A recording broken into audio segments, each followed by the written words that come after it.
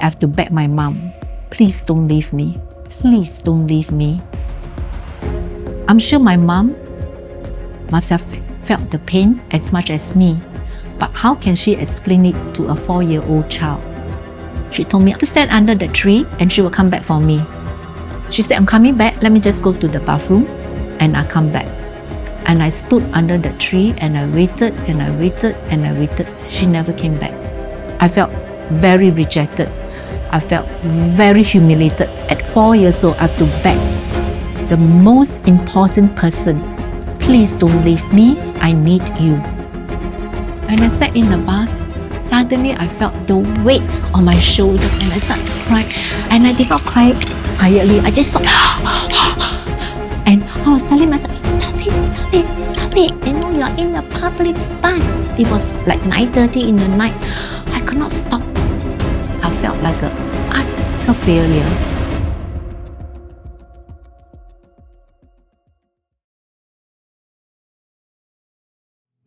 When I was born, my life was pretty predictable. I do not know anything else apart from a normal home life. And my life took a dramatic downturn at age 4, as far as I can remember, when my father passed away. So my mom decided to put me in a girls' home. I could not understand it at that time, why she had to do it. But at that moment in time, I still remember it so clearly. I was standing under a tree and I begged my mom. I knew even at that young age, something terrible is going to be happening. I can't figure it exactly what. I felt very humiliated that I have to beg my mom, please don't leave me. Please don't leave me. I'm sure my mom must have felt the pain as much as me, but how can she explain it to a 4-year-old child that she has to go out and find a living to feed the rest of the 9 children? And worse than that, my mom had no support group because my mom took a boat to Singapore with her husband. So she left her sisters, brothers, that means my auntie and my uncle, and the grandmother behind to start a new life in Singapore. 5 were left in China and they had 5 more children, which is in Singapore. So how can you explain all this to a little girl that you have to go out and look for a living, to send money to China and to look after us? So not only does she doesn't have a family support group, but she was illiterate, never been to school, and worst of all, we are from the Hokkien clan, which is a very minority, which means she don't even have a lot of friends to begin with. But I admire my mom so much because I learned from her courage to rise up, survival. She had to do what she had to do. And in my little way, I learned I have to survive. I have to be courageous like her. Although I felt very betrayed, and the word abandonment, I felt very rejected. I felt very humiliated. At 4 years old, I have to beg the most important person, please don't leave me, I need you. She loved me, of course, but she could not explain. So she told me to stand under the tree and she will come back for me. She had to lie to me out of no choice. She said, I'm coming back, let me just go to the bathroom and I come back. And I stood under the tree and I waited and I waited and I waited. She never came back. From that point in time, I realized 2 things. My world was snatched away from me, which I don't understand, and therefore it created a lot of insecurity for me, which I didn't know. But that became my force. I will never be insecure again. As soon as I grew up, that was the theme when I was growing up. As soon as I grew up, I will be able to look after myself. I will never be poor again. I will never have to beg. Along with the issue of insecurity, I don't trust. Of course, at that time, you couldn't understand. But I felt I could not trust my father, I could not trust my mother, because the two most important person was snatched away from me, especially my mom, whom I adore. She was my world. From 4 until 16, 12 years, I was put in a home. I was really very sheltered because the home has a van, bring us to school, bring us back. And of course, among the girls, we are very good friends. We become a family, one to another. But suddenly, after O-level, you're supposed to be big, to go out. Actually, I was a child all over again because I was not exposed to the outside world. I was really very frightened by the big world out there. I was really very frightened. I was lost because I never had, I only grew up with 49 other girls my age. But you know what happened? When I hit rock bottom, I was looked after by a missionary from the Salvation Army. She took a boat, I think in the 40s or in the 50s, to Singapore. And she literally worked until the day she retired, looking after a bunch of girls. I was one of the 50 girls that she looked after. So she gave me stability from 7 to 14.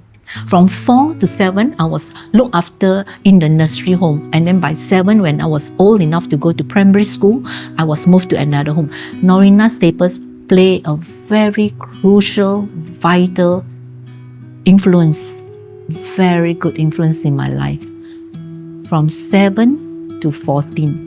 Those critical years. I still have very good memories, especially during Christmas time. That was the time we can eat to our heart's content because you have 50 girls to feed. Of course, you cannot eat a lot of things every day. Your meals are portioned, but she taught me discipline. So I'm very, very grateful to her. And when I grew up, I looked for her in England. I had a chance to say thank you to her. And I feel that in many ways, I have a debt to pay to her because she was a missionary. She started to influence me to think. Even at that young age, at 12 years old, I still remember, what do I really want to do with my life? And I was thinking, I want to be like her. Whether she realized it or not, I even understood the word sacrifice, although she did not even use the word sacrifice. But I was thinking, at that young age, wow, if she took a boat from England, and I even asked her, how was Singapore then? She said, oh, I cannot even stand the durian smell. I cannot stand the curry. And England was a superpower. Singapore, we were not a superpower then. And I knew, wow, it meant a lot for her to take a boat from England to look after a bunch of girls, how their lives will turn out. So how I became a Christian, at 9 years old, I still remember, in the girls' home, we had Sunday school. Then I heard the story of Samuel for the first time, and God called Samuel, Samuel, Samuel for 3 times. It struck in my head, and I was thinking, wow, if God can call Samuel, God can call me. So then there, I still remember, I gave my heart, and I said, God, if you call Samuel, you can call me. If Samuel can hear from you, I can hear from you. And I remember that was the first time I had a conversation with God. You can see the next curve. Oh, as soon as I'm big, I fulfilled the dream that I had. Wait till I grow up. And so I start to work like crazy to replace or to get away from my past. From 16 to 23, I was trying to finish my school and trying to get a few jobs here and there. But when Rita came along, I realized, I think I can do it. Her name is Rita Bay. She's my really, really very good friend. I always thank her because without her, I don't think so I'll be where I am today. She really, really, really play a very critical role in my life because she became the mentor that I was looking for. And I saw a lot of things in her that I didn't have. Like, for example, she came from a very stable family, so she's very stable. I was not stable, and she was able to guide me, and in a way, we grew up together in the insurance industry because I was her first agent, and I learned a lot of things from her. And till today, I remember one sentence she said, that sometimes I feel God is echoing in my ears. And I remember one day I was so discouraged, after so many rejection, and I went to the office and I cried. And then she said this sentence. She said, Ashley, if you don't give up on yourself, I will never give up on you. So that sentence carried me through, because every time when I had problems or really very down, I will go to her, and then she will sit with me, help me to process and guide me through and all this. So I remember that by the time I got down from the bus, I was not sobbing at all. I felt the peace of God that passes all human understanding. I had so much calm.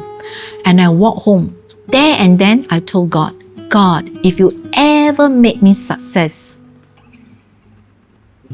I will live at the height of my career. That was in 1987 when I made that promise. The next day, things didn't change. And the next day and the next day, I still face all the objection, rejection and everything.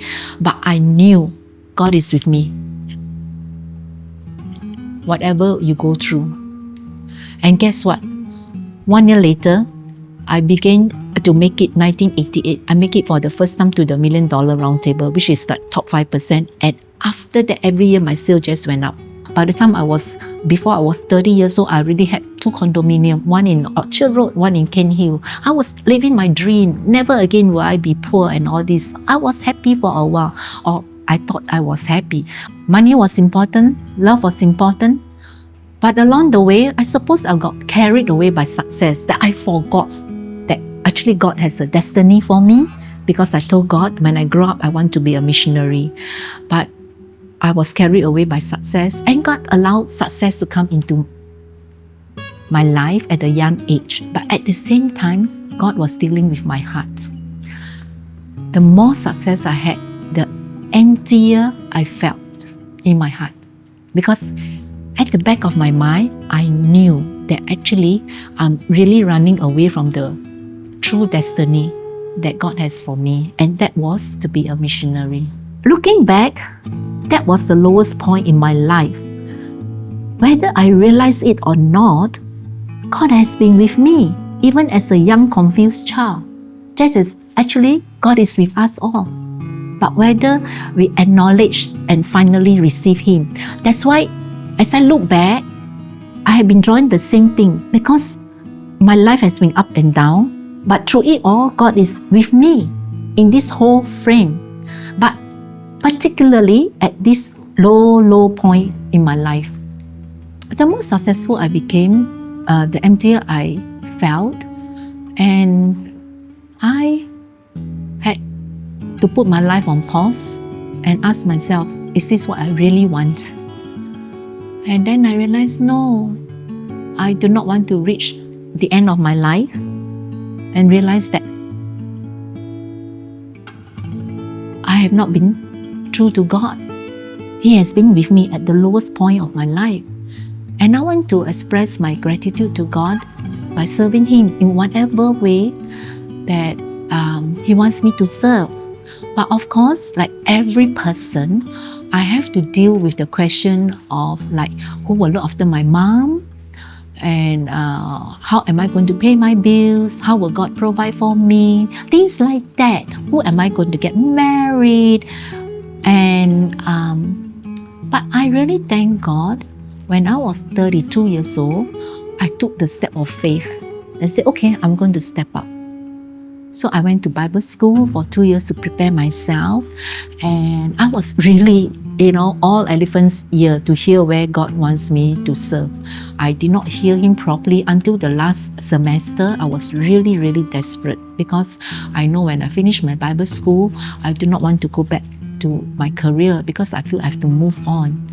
All of us have different calling. I think it's nothing wrong to be rich or whatever, but you have to recognize why does God make you rich? But in my case, God has not made me rich. God has enabled the suffering in my life so that I can understand. And God has called me to minister to the poor. So I understand them very well. And what I did, because I was desperate, I decided to go on 40-day fast in the last semester. It was winter, I still remember, Dallas, Texas. And then I heard the voice of God that He wants me to go to India. And at that time, India was not my first choice because of many prejudices we grew up with, about trusting Indians and India and all that.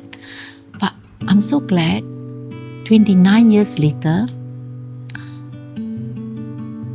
I would say, until today, my very, very, very best friends are still in ministry, Indian co-workers that I worked with 29 years ago. I love them so much. And they are the family that I was not given at age 4. When I married Paul, he's from America. He came to Singapore to marry me, and after 1 week, he packed his bag and went to India. And I packed my bags and I left for India 3 weeks later.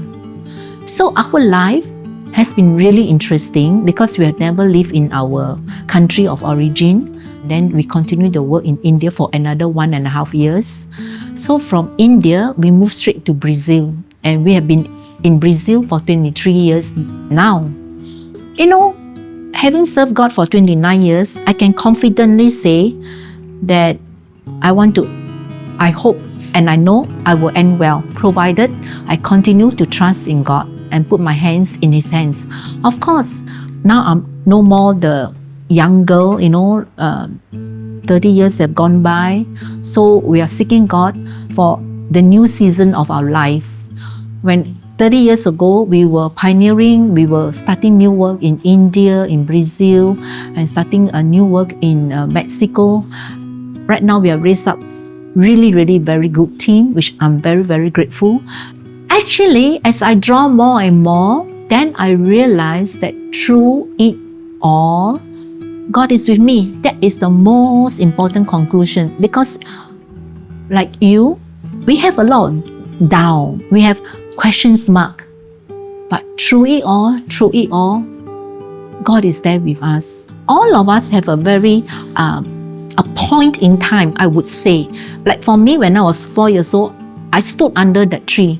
It was maybe, I do not know how long, not more than maybe 5 minutes or 10 minutes when the realization hit me that my mother is not coming back. So it was like very insignificant, in the natural. I just realized my mother is not coming back. But from that point in time, which all of us have, whether it is a good moment or a bad moment, actually it does affect us. And what do we do with it? But actually most of the time, it is a bad point in time. When you felt betrayed just for 1 second, or when you felt injustice done to you. Yeah, and it could be anywhere along our life. But what was the first point in time that actually really plays a very significant role? And the faster we realize it, the faster we are able to deal what the devil is trying to do at this point in time. Because the Bible says the devil has come to steal, kill, destroy. So basically, he was trying to steal, kill, and destroy what God has planned for me. But when I realize it, I surrender my pain, my loneliness, and through it all I can still dream. Then God is able to redeem the point in time when you were afflicted and inflicted the most by the enemy. Just as now, we are afraid to get married, we are afraid to have children. Why? Is it because we are influenced by society? What is the point in time? Maybe we are afraid. So surrender that. Ask God, please help me. I don't understand that point in time. And then, as soon as we heal ourselves, at the cross, Christ died for me. That I can understand. But we still have a soul that we have to deal with.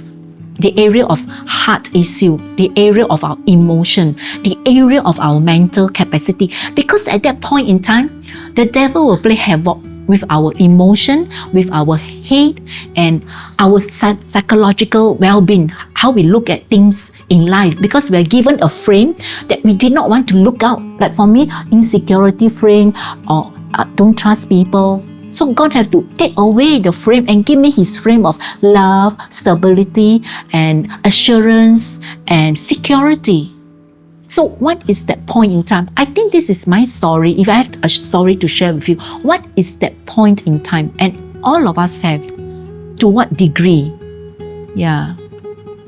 The thing is, God will rescue. Trust in Him to do His work in our lives, no matter how shameful it is, no matter how guilty we feel, no matter whatever is the situation. We don't have to carry the stigma for life.